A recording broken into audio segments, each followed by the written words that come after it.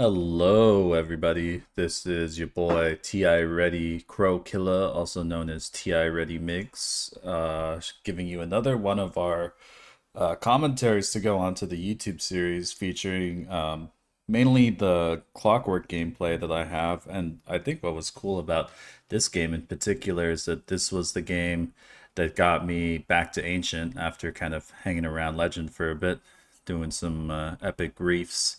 And another cool thing is it was a 5v5 stack, and it was stacked against us because we're going against, I calculated it out here, Ancient 4 average MMR versus our Legend 5 MMR. So almost a full medal up in terms of MMR when you add all these numbers up.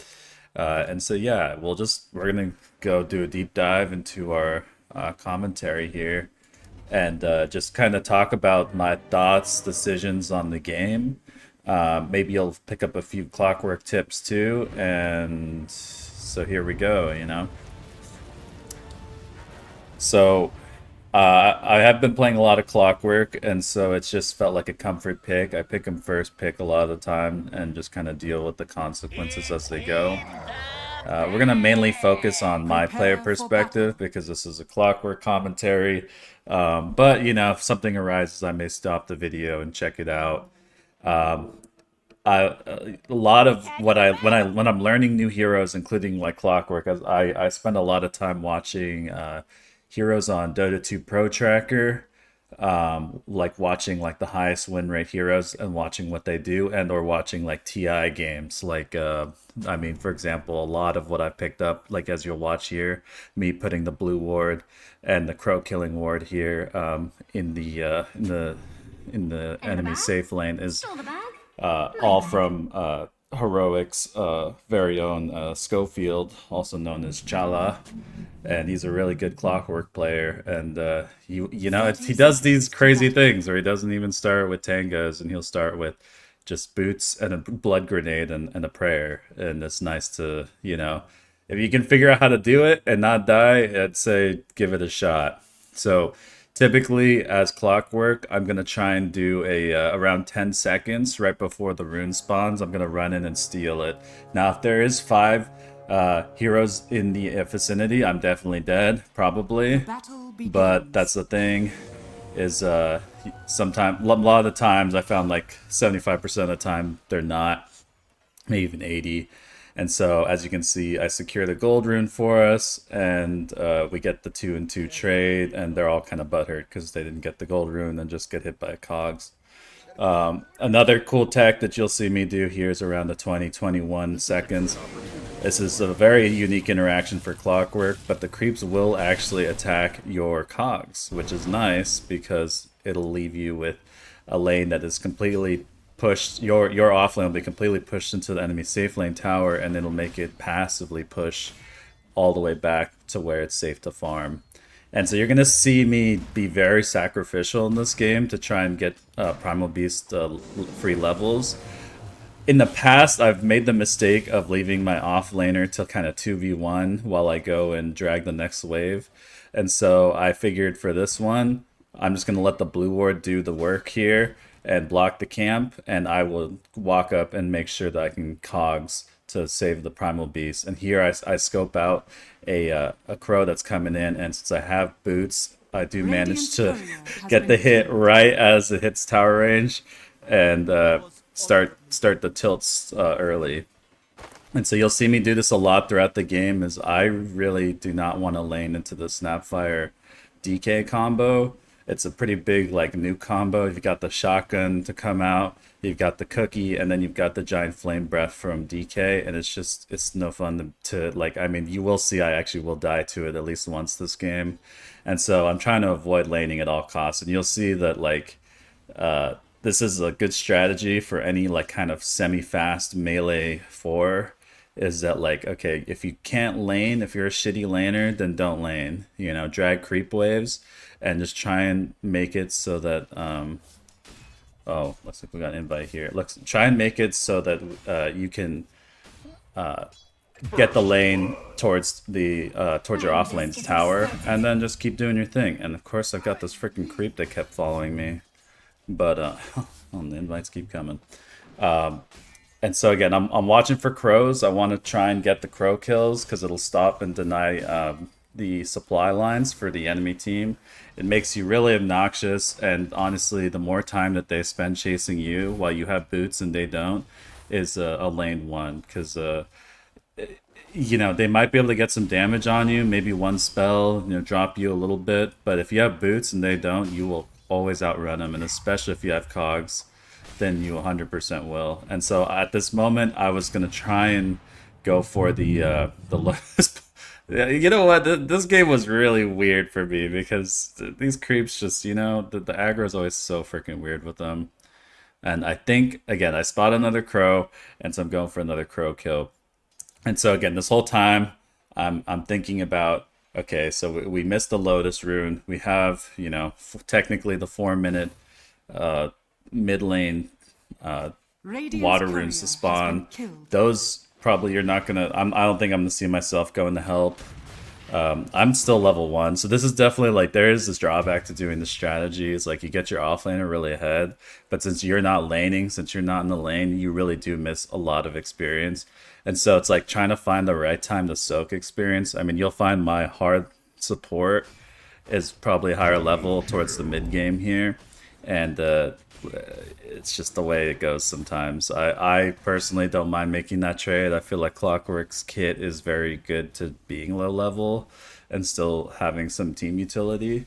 And so, like, you know, for me, Cogs is golden. And you'll see I stood there because I saw that the blue ward was removed. I stood there with my body out the 4 minutes so that the dude couldn't do a pull. And this will allow, again, my Primal Beast to basically have a mid lane experience where you're just getting a lot of solo experience, and they're not doing enough to pressure him. And it's one of those things where if I saw they were doing more to pressure, I'd probably stay in lane more, but since he's right at tower, sitting pretty, there's nothing I'm going to do. And so here you can see the combo. I was trying to avoid all lane. It was a stun into armor reduction, shots, nukes, and yeah, you just die to that, especially when you're a level 1 hero. And so I'm gonna try my best for the rest of the game to try and avoid that. And I did realize at this point that okay, maybe I should hit level 2.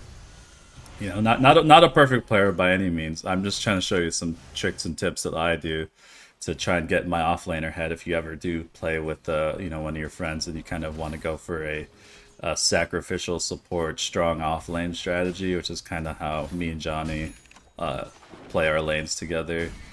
Is we get him to 6, and then we start doing shit across the map.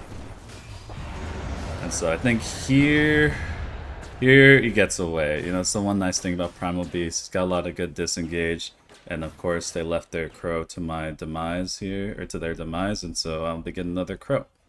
And you know, if you're a Krokilla, if you're playing this Krokilla style strategy, you know, always look for the crows. That's free global gold, and it honestly it tilts the you know, it's a mental game too, because every time your crow dies, you're gonna want to chase that Clockwerk just a little bit more.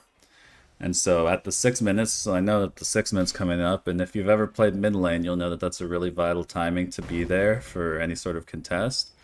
And so I see that there is an opportunity here, because I do get a fort rune, and I'm able to basically stop this gank that's going on to our Skywrath. So it ends up being a really good... it's like, the thing is, if you're there for the 6 minutes, you'll probably be there for some sort of action, because in higher play Dota, the power rune becomes just as important as like a Roshan, in the sense of like, it really helps your team if you can secure that for your team. And again, it's not just the principle of your team getting a cool power-up, it's denying the enemy team their potential power-up. And so being there to stop that is important. You'll see here that I'm kind of useless, but I do get a cogs out to at least delay the chase. And of course, I'm thinking about the 7 minutes. And unfortunately, Pudge, you know, has the magnetic hook here, and I did what I could, you know. I take my deep breaths, and I'm like, well, that's the way it goes sometimes. And then we keep laning.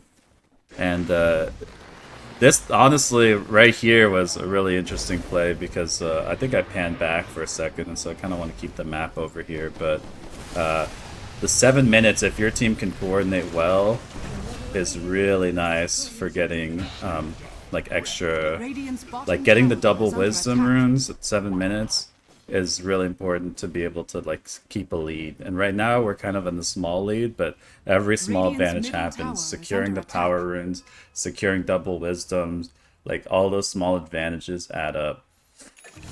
And shoot, I forgot what actually happened there. There was a, but like even if we did lose like our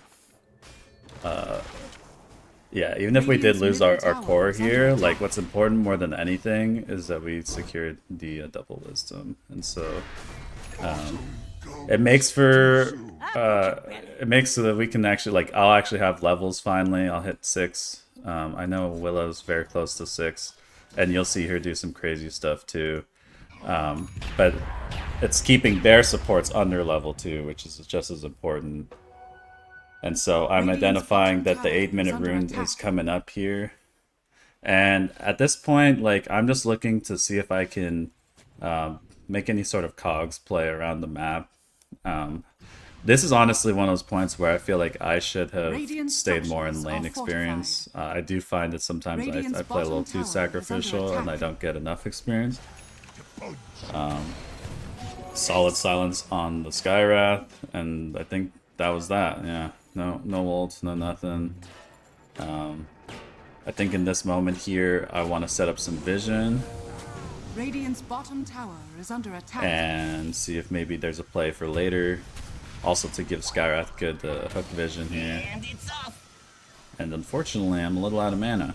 And so I think being mindful of how much mana you have is important. You'll find that with Clockwerk, using basically your QW, that's about 160 mana, which is roughly half your mana pool. So add in the Rocket Flare and yeah. Some fire gameplay from the Willow, you know, lots of roots and traps and stuff to just keep them occupied. And so we kind of live to fight another day, you know. We misposition a little, but as long as we don't like completely stagger, we're okay.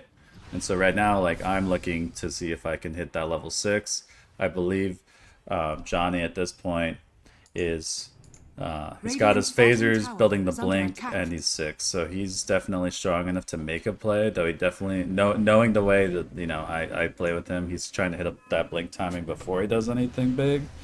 So we're still going to let him farm, but if it's like a big play, I know that he'll probably TP. And so, yeah, we're just playing around mid because I think we got the tower bottom, and so now we're just trying to see if, oh, I forgot about this play. Yes, right. So yeah, again, yeah, Clock's one of those heroes that you're like, oh, he's really like, you know, even without 6, as long as you can kind of like sneak around, and that's why like sometimes you have to look for those sneak around like walk angles, where like, okay, it's gonna take me like 5 seconds to walk around, but if it means I'm cutting off their escape and cogsing them in, then it's worth it. And so you saw like I walked all the way up to the other side. It was in full vision, but I knew like worst case, if Pudge was gonna ult me like he just did there, he was gonna immediately get canceled out of his dismember animation, and then we're Gucci. We'll land the big nukes and it's all good. And so as we're going here, we're thinking, okay, 11 minutes, that's stack timers. We missed the stack timers. 12-minute power runes coming up. So we're thinking about the 12-minute power rune and getting some experience. Definitely got to get that experience.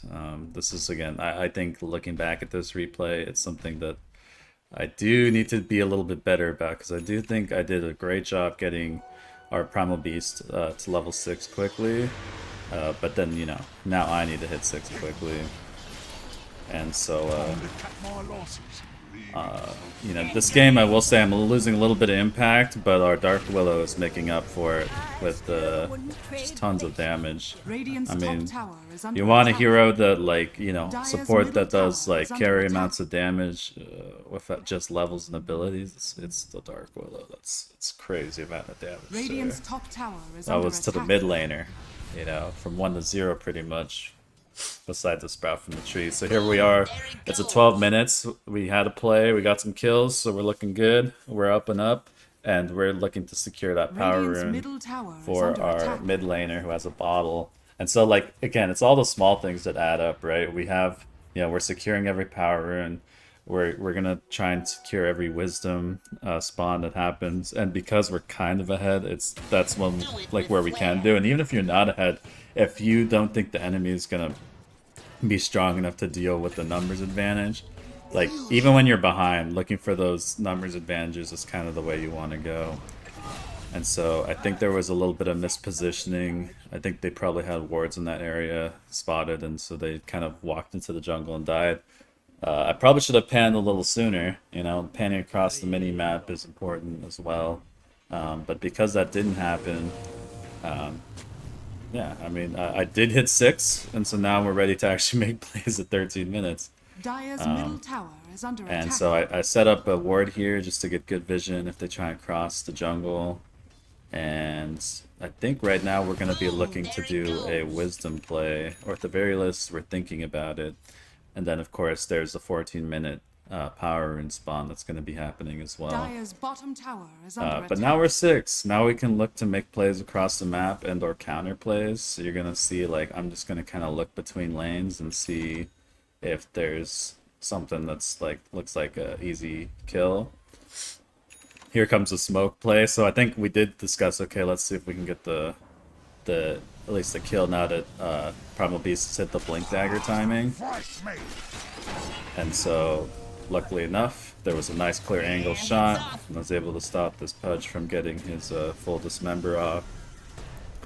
And I believe at this point, there's some people gathering up top. We see a few spotted on the map top side, so we're gonna roam. And this is kind of like that mid-game point where it's like, all right, we're roaming as 3 or 4 across the map as much as possible, with the Nature's Prophet to TP in if it looks like a good kill angle, and so we can just get him farmed.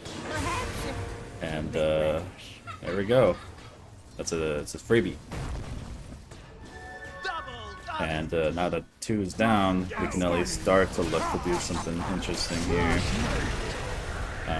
Nice blink from the Primal Beast to cancel the Dismember. And right now we're just going to be chasing down kills and hoping that we come out ahead. Now granted, DK is a bit of a tough kill here. But trading a Clockwerk for a core is always worth it. So if you can at least, like, you saw how, like, I was stunned, and the only thing I wanted to do at that particular time period was get cogs before I died, and sure enough I did, and he was stuck there, and Skywrath was able to just nuke him down. Also, on a funny note, you saw that the Primal Beast got ulted by Bat Rider while Trample was going on, and yeah, Bat Rider ended up killing himself by dragging the Primal Beast, which was just a funny interaction. But so yeah, as we've spawned. I believe the Wisdom. I believe they secured their own Wisdom. I forget actually, honestly, if that happened or not. I'm not gonna look to check it, but we were close enough, but we couldn't also get it. But we got a few kills, and we're still 7k up, and we just kind of need to keep this momentum of kind of taking more kills than they get kills, and ideally now that we're getting stronger, start applying some of that pressure on the map onto the buildings and so on. So you can see that I'm setting up for the power rune here. It's 16 minutes, and I believe bot side gets it. And so again, me and Nature's Prophet, we're coordinating. We're like, okay, I'm going top, you're going bottom. And I think this is really important if you're in a coordinated stack, that you consider every power rune as pretty much like a Roshan contest. Like, power runes are pretty darn important, because it's just like, it's the principle of what if it's a double damage? What if the enemy gets a double damage? Now all of a sudden, that those items that they don't have because they're behind, that's basically an item that they have for the next minute, where they can kind of equalize the playing field and so on. And so being on top of those is really important. And you'll see that we're gonna just keep trying to pressure top. Like, we know we're strong, and so we're just trying to make that happen for us. I forget if I landed here. Yeah, we did. Perfect.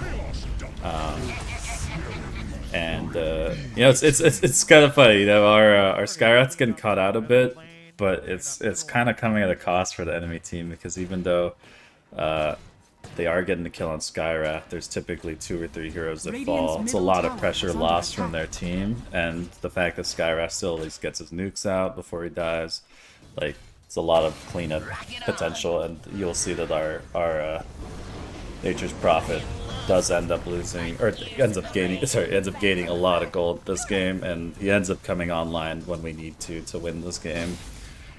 That was an unfortunate situation where, again, kind of wrong place, wrong time. I definitely didn't have my team behind me. We got that kill. I should have backed up.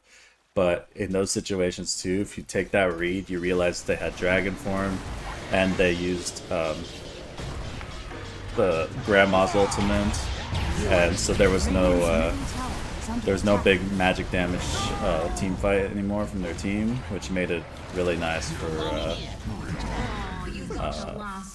to be able to take this fight because a lot of their big spells were down, and so kind of just played itself out. They didn't have any big spells, and our Primal Beast is very, very strong right now. Saw a good angle to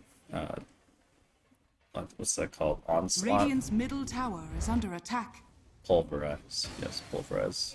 Pulverize angle, and basically was able to turn that team fight around. I tried to land the hook shot there, and I missed, and that's okay. You know, it's Clockwerk. You miss every chance you don't take. You know, it's more about the principle of trying. And just like, if you do miss, try and run in and just cog somebody, or at the very least, like, use it defensively. You'll find that a lot of times, I'm playing Clockwerk, I will use cogs as like kind of a defensive barrier. If I know I'm not going in, I'll hang around like the ranged core, pretty much like the one who I know the enemy team wants to jump, and I will sit there and get ready to put cogs down if they are gonna like melee jump my core. Basically, like, kind of put a protective, literally a barrier, but around the core so they can keep auto attacking. And if they do get jumped, then they, you know, the enemy team gets bounced back, and then typically you can do a counter play off of that. And so right now we're smoking up, looking for any picks that we might get. I gotta say, this we were so ready to make this fight happen, and you know, unfortunately, we couldn't do anything off of it. It's just kind of a waste of smoke. But those are the plays you got to take to try and like just keep the momentum going. We know the 20-minute power rune's going to spawn, so we're setting up and seeing as though they're kind of chasing the Willow. I thought, okay, maybe something's happening here. I see the double damage, and so we're just kind of, again, making sure we secure the power rune before any fight starts. And I'm looking for any hook angle I can take. Like, that's, as a, you know, trying to make sure it's clear line of sight so that I can just kind of aim. And so right now I saw I had a free hook angle, and so I go in. I believe they did a really good job disengaging here. And here comes the channel onto... There's a channel onto the Clockwerk. This is just a public service announcement for all pudges. Don't dismember a battery assaulting Clockwerk. He'll just get cancelled, and it's no fun. And so we get a nice little counter initiation play, where fight starts. The dismember play doesn't happen, so no picks actually, you know, happen. Nobody actually dies from the initial like hook, and then we're able to kind of counter play off of that. We'll commend our Skyrat here because we were talking about the Wisdom Rune and if we were gonna take it, and you know, you gotta have, you gotta be able to make those, you know, those risky plays to win big, and so I commend the our Skyrat player Kendrick Perkins for really attempting to do that. But again, it's just one of those things where yeah, they had the better numbers advantage there. Nobody was showing on the map. It was definitely a dangerous shrine to take, but at the same time, not a lot of momentum gained from that. Like, Skyra's going to be up in 10. No towers are getting pushed. Like, that's a kind of a inconsequential death. At least that's what I tell myself when we feed like crazy, you know? It's like, it's not that bad. It's not that bad. Ancient's fallen, but it's not that bad. It's a 20 minutes, so we got the Tormentor up, and we decide to all gather up as a team. You know, you're not going to see this in Pub Dota. Heck, I'm surprised I saw it in my own game. But no, we all coordinate to hit up the Tormentor together. And now we all are starting to gain like a huge gold advantage, and it's just like right now it's just a matter of like not throwing super hard, you know. It's staying grouped and kind of playing on the aggression, so that they don't have time to farm and they don't have time to like make a play of their own. And so, and since we're both kind of really aggressive like heroes, we got the Willow and the Primal Beast for the damage, and we have the like Brambles and Cogs to basically create little tiny arenas that really mess up any sort of, I guess, kind of counter engagement from the enemy team. And so we're just looking for those plays. This, I will say, I'm proud of. I definitely thought about hookshotting, but I didn't. And you'll find that, like, I was watching one of Schofield's streams, and he was talking about, like, okay, sometimes I look at a situation and I read it. I read the situation and I, like, you know, kind of analyze it before I do something. Because, like, hookshot will take you into a fight immediately, but the question is, like, is that the exact position you want to be in? Is that hook angle gonna get you something, or are you gonna feed your ass off, you know? And it's tough because it's Clockwerk. You still want to do that. You definitely want to feed your ass off, but you want to do it with the intent of getting some sort of advantage after the fact. So if you die, but you know your team's able to use those cogs to get an extra kill or two, I would always say that's worth it. Like Clock is like a grenade. He will kind of die in after a lot of initiations if you're like especially if they blow all their spells. But yeah, so we smoke out because we see they're pushing top here, and we know we're strong, and so we're like, well, if they stay, this is definitely a kill for us. And so, sure enough, it ended up being a really good smoke play for us. They stayed a little longer than they should have, and it allowed us to just, like, they did get a tower, which is unfortunate, but we got 3 of them. That takes a lot of pressure off the map. This gives our Nature's Prophet a lot more space and stuff to get more items. And I mean, as you can see right now, Nature's Prophet is got a Pike, BKB, and a Mjolnir, so it's definitely looking good on the damage. And you know, we're just trying to keep up this momentum throughout the entire game. 26 power runes are coming up, and we're looking to just take over the map. And like ideally at this point, you're looking to start to shut down the map, take those tier 2 towers, close off the map, close out their vision. And you will say that I will say, like, so here's our Willow player is an extremely like fire Willow player, and definitely plays on the knife's edge. So you might see a few plays where the Willow goes crazy with the damage, and then also maybe dies trying to do a little too much. But either way, we play that fine line, and I think that's why we're able to kind of keep our aggressive lead in this game. And so while we're doing this Roshan, you know, they're distracted with the Willow here, and it makes it easy for us to take this Roshan. And I'm trying to remember. I believe we do take this. We think we're going to be fast enough, and they honestly, I don't think they were too wary at the fact that we were doing it in the first place. Again, it's first Roshan, so Roshan's not gonna announce our presence, which is nice. Grab the 26 Invis rune. Again, we're looking always at the power rune timers, and now that we're into sort of the mid game here, it's just about finding picks, and then with those picks, take some sort of objective. Create some sort of stagger advantage, you know, where they're all, you know, 2 or 3 of them are dead, and then use that to take an objective where they're a man down, and basically they either lose a team fight by trying to do a numbers disadvantage fight, or we take something from them and increase our lead. That's the best Dota you can have, right? Just keep them on the back foot the entire time. And so here we're thinking about 28 power runes, 20 wisdom, you know, it's another interval of 7. We're using the I was asked in that game, or in this game, to scout with the rocket flare, since there was a blue that we could use to see the pillar, and so we're able to identify that there was indeed a yellow ward on top of the pillar there, towards the, you know, bottom left side of the map where that classic little eye pillar stands. And so right now we're looking to see if we can secure our power rune here. And so far we've been doing a really good job, and so we're just trying to keep up that momentum.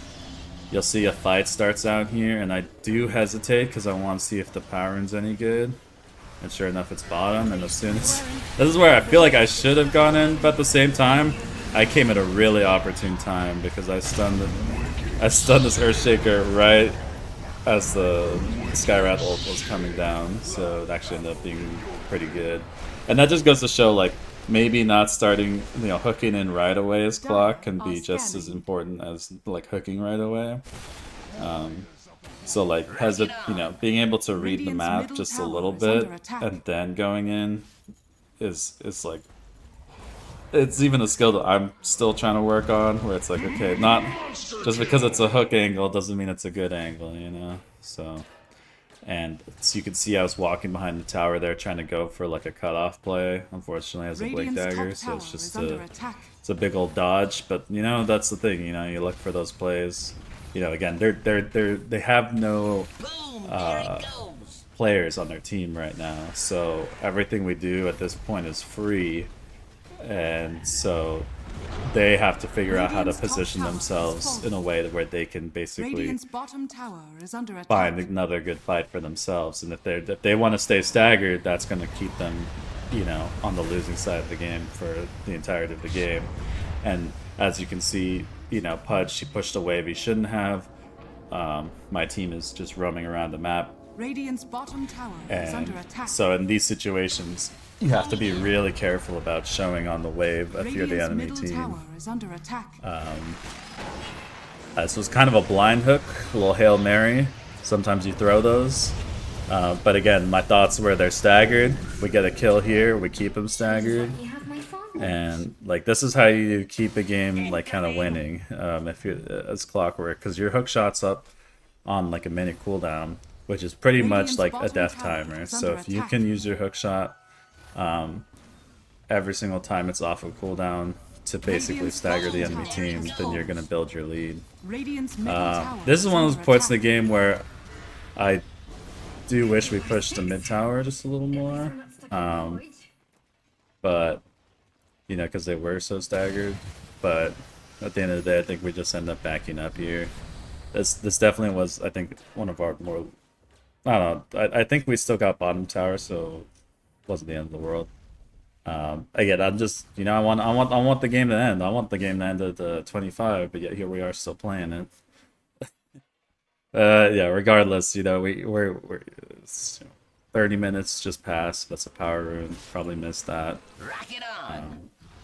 And we're just, again, now that we're ahead, we're just looking to play with the team. Anyone that's you know, outside of their base and inside our vision is a prime target for a pick. And I will say during this game there was a lot of these annoying pauses, which yeah, for me as a Dota player, if you pause, do it because you need it. I'm not the person that pauses after a big play, but if people start pausing my game, I'll start pausing back when I start winning. And it makes me want to win harder and better and faster. So don't pause the game unless you're like DC, then I can respect it. But here we end up kind of we take a fight that I think was kind of good because it is outside their base. Unfortunately, I did that classic clock grenade where like you go in, you CC someone, and then you die. Since I didn't have a force staff or Radiant's anything, bottom tower is under attack. yeah, I'm gonna die to that.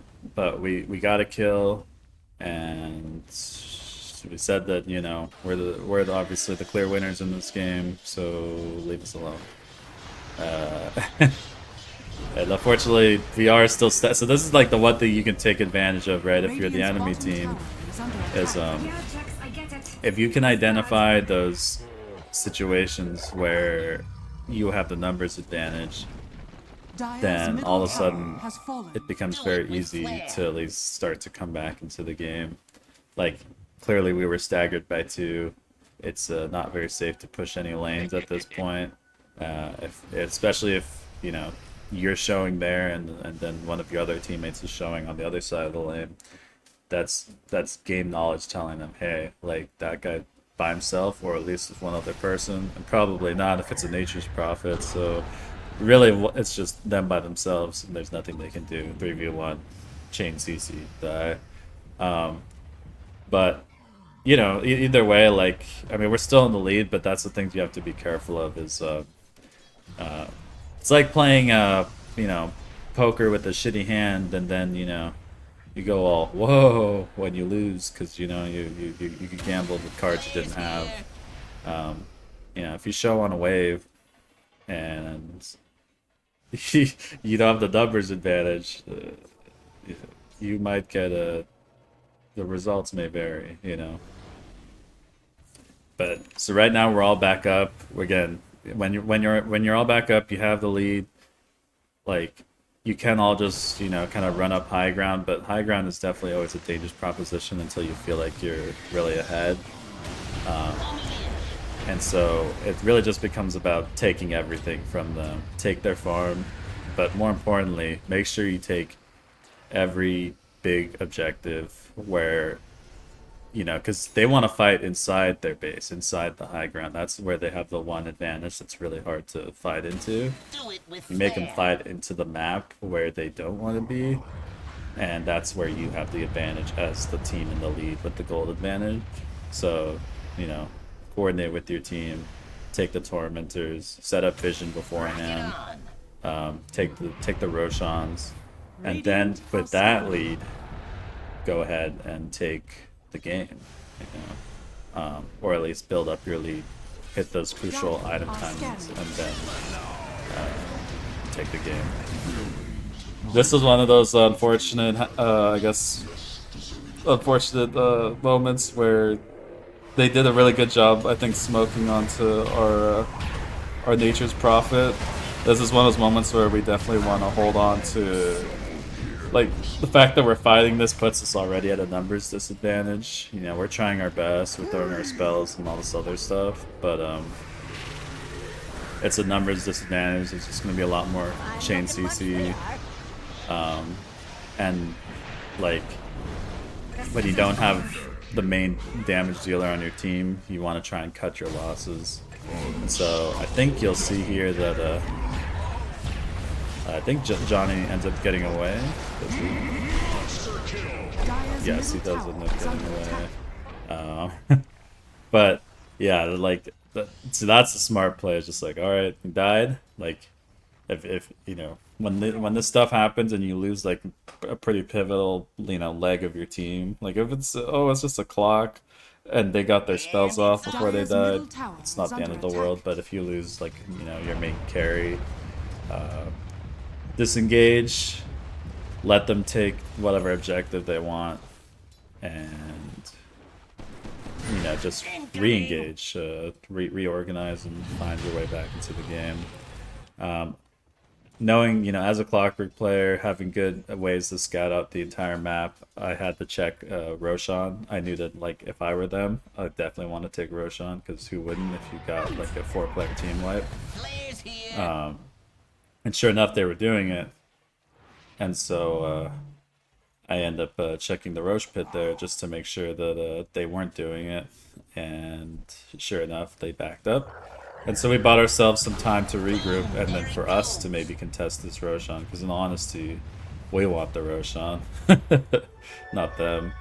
And so, and now we have our carry again. You know, we have our core. He's back, and he can join any fight that we start with the the teleport. And so, we're gonna be making those headways into their vision again, because we are still the stronger team as long as we get the initiation off first. Like if we can start the fight before they do, then it's really good for us. You'll see there that was just a really good job on the chain CC. Allowed us to get the Earthshaker out before the fight even started, and because of that, we start off with no Earthshaker ultimates and clean ways to basically take on their entire team. And I believe from this, we're able to basically keep them staggered, because you see that Willow gets a really good stun and like just kind of follows in, balls to the wall, and our Primal Beast is able to follow up. And like at this point, we should be pressuring pretty much every part of the map we can with 4 down. Radiant's middle tower is under attack. Nothing. Oh, okay, there we go. I was like, I was like, you think this mid tower would be ours by now? It's coming. It's coming. But yeah, so we were holding the advantage, and when there's 4 people down, you can do whatever you want. Like nothing Batrider's gonna do that can't get countered by someone else. Like Batrider, even if he does his blink ultimate, Primal Beast is gonna be there to counter. So is Skywrath. Like, so, and I believe now that we took a good fight, we're looking to take the Roshan and just take that away from them. Keep our lead, keep them from getting a lead. And we have really good vision to be able to see them if they do contest. And I believe we do a reverse play here because we know that they may try and contest, and we do have the vision advantage here. So like taking this fight's definitely in our favor.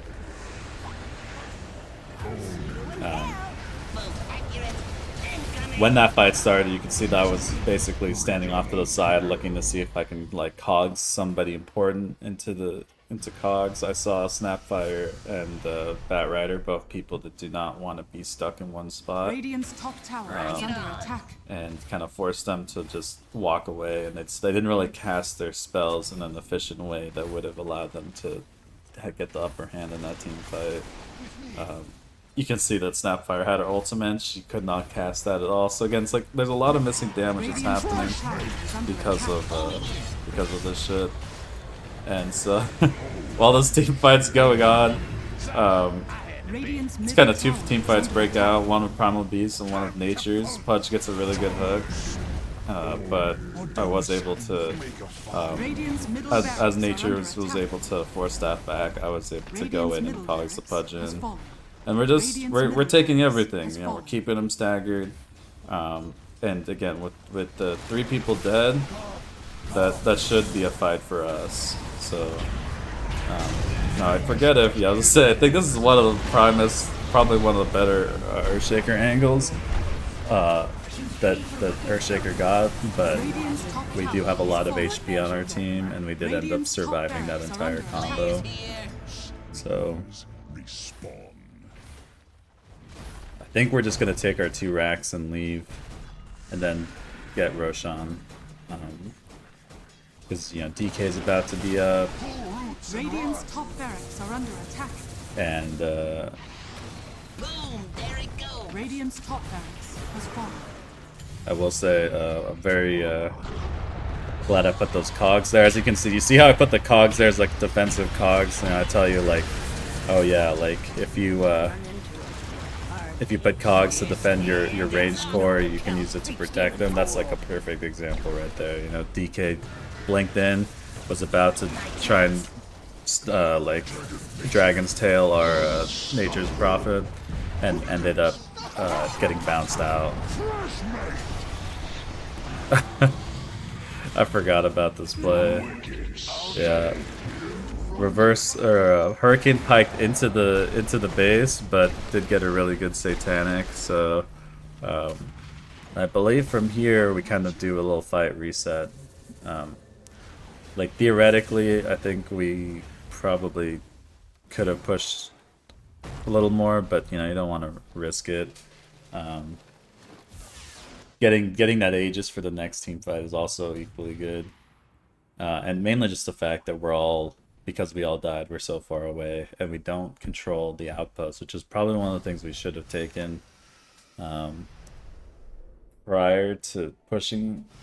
Because if that were the case, maybe we could have tried to push that third tower right off the bat, but because we didn't, we're just too far away.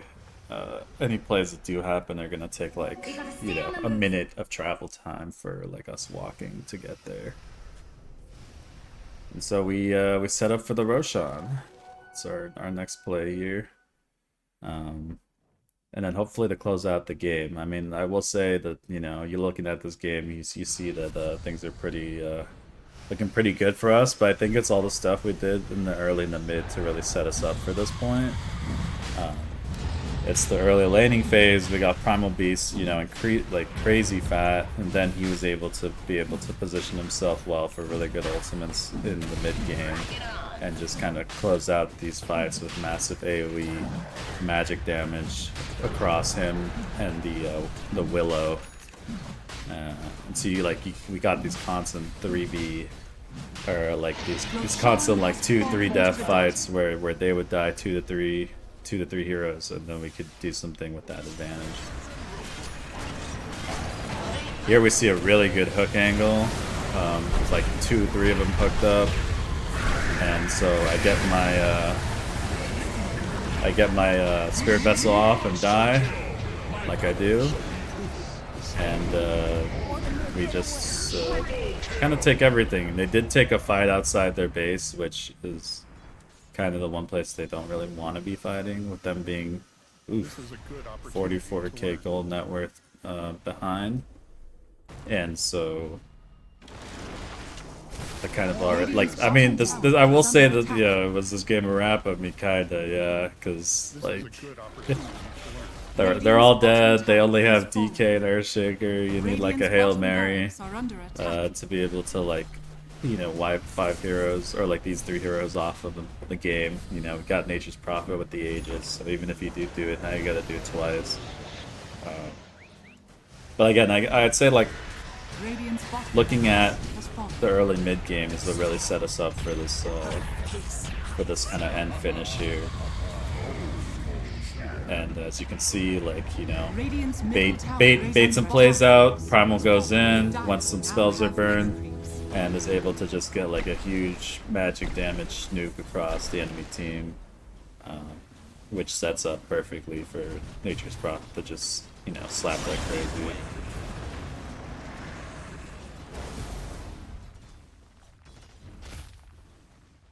And I mean, yeah, you know, I'd say we itemized pretty well. I got the Spirit Vessel for the Pudge and the DK. Got the pipe to be able to deal with the Earthshaker and all of his AoE magic damage on top of Snapfire's ultimate damage. And we have just really good lockdown across the entire team. So, like, overall, I'd say, yeah, we did a good job itemizing, playing across the map. I don't know if this was the whole, like, oh, I'm just patting myself on the back here, but, you know, recognize, you know, what you did well, and that's why, like, also I'm gonna try and, like, you know, talk about some of the shitty hooks if I do land them. Again, this is one of those fights where it could have been good, but I think we were just really far ahead. And they did group really nice for Cogs too, really nice for Primal Beast. You know, it's like, I don't know, like, I should be talking about some other stuff. At this point, it's kind of a wrap. Radiant's middle tower has fallen. But, like, you know, we're just building up to the end here. I think Earthshaker gets one last good ultimate right here. that almost knocks us to the ground. But we still get the finish. Oh man. Yeah, that's the way the game went. Of course they paused right at the end for good timing. But that was another Clockwerk commentary, you know, roughly Ancient level MMR, and this was actually the game that got me back into Ancient. So you can see, at least from my perspective, a lot of the techniques that I use to get my laner ahead. You know, a lot of, I mean, yeah, it's all the creep cutting shenanigans. It's me, you know, pulling these creeps across the lane so you don't have to actually lane. Because again, if you saw in that lane, there was that one example where Snapfire gets her combo off with the dragon tail from DK and just insta kill me. And that was like what I was trying to avoid the entire laning phase. Like as a Clockwerk, I just can't deal with that. And Primal Beast doesn't want to deal with it either. And so just cut wave, drag it over, keep the small camp blocked so they can't like stop your cut, and then just kind of rinse and repeat. And if they chase you, cogs them, you know, and kill their crows, of course. That's free money in the bank. But, you know, this is a little breakdown. You know, you can see not that many items on their team compared to ours. Just hit a really natural, you know, gold power or gold lead, and you know, took the game home. But so, anyways, that is my Clockwerk commentary. Let me know if you guys think about these videos. I've been trying to put one out at least once a week for all the ranked games that I play on Ready Set Throw. And if you want to catch the streams, you know, check me out on Twitch at Ready Set Throw, where I also stream the content that we put out here. I just like that this is my chance to review the game and to show you guys like my thoughts after the game. And so if you guys like what you see, you know, like, comment, subscribe, helps the algorithm, helps this channel grow. And I appreciate you all. Take care, and I will see you on the next one. All right, have a good one.